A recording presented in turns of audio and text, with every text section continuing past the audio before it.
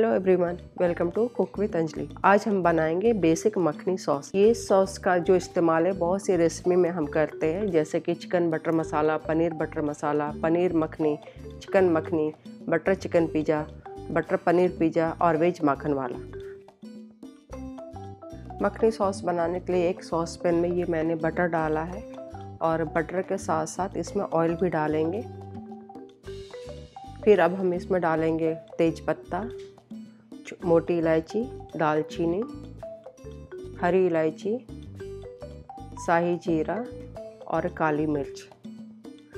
सबको डाल करके 1 मिनट तक सौटे कर लेंगे। फिर इसके बाद ये लहसुन की कलियां और कटी हुई हरी मिर्चें उसको डालेंगे और अगेन 1 मिनट तक सौटे करेंगे। उसके बाद फिर ये कटा हुआ प्याज है, प्याज को डालेंगे।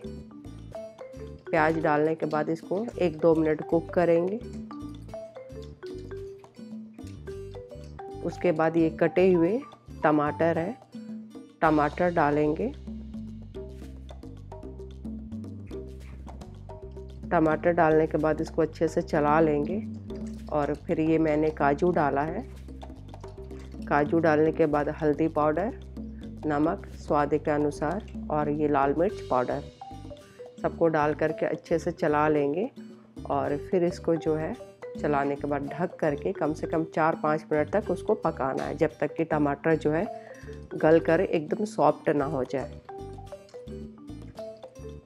4-5 मिनट होने के बाद आप एक बार चेक कर लीजिए ये टमाटर पूरा गल गया है। और इसमें जो भी मैंने गरम मसाला डाला था जैसे तेज पत्ता, इलायची, दालचीनी, सबको आप पहले निकाल लीजिए। और निकालने के बाद जब ये ठंडा हो जाए तो इसको मिक्सी पॉट में डाल करके इसकी प्योरी बनानी है। उसके बाद फिर एक सॉस पैन में बटर डालेंगे। बटर डालने के बाद जो प्योरी हमने पहले बनाया था उसको छान लेंगे। छानना बहुत ज़रूरी होता है, तो आप ज़रूर छानिए।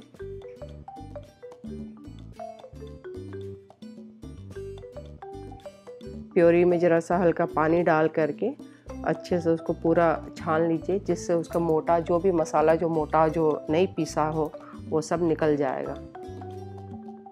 ये छानने के बाद जो है इसको अच्छे से मैंने चला लिया है।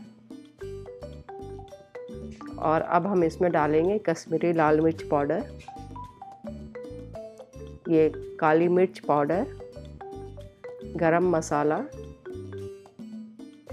सबको डाल करके फिर एक बार अच्छे से चलाएंगे और 1-2 मिनट तक उसको कुक करेंगे। फिर ये मैंने डाला है कसूरी मेथी है, इसको हाथों पे अच्छे से मसल करके डालिए।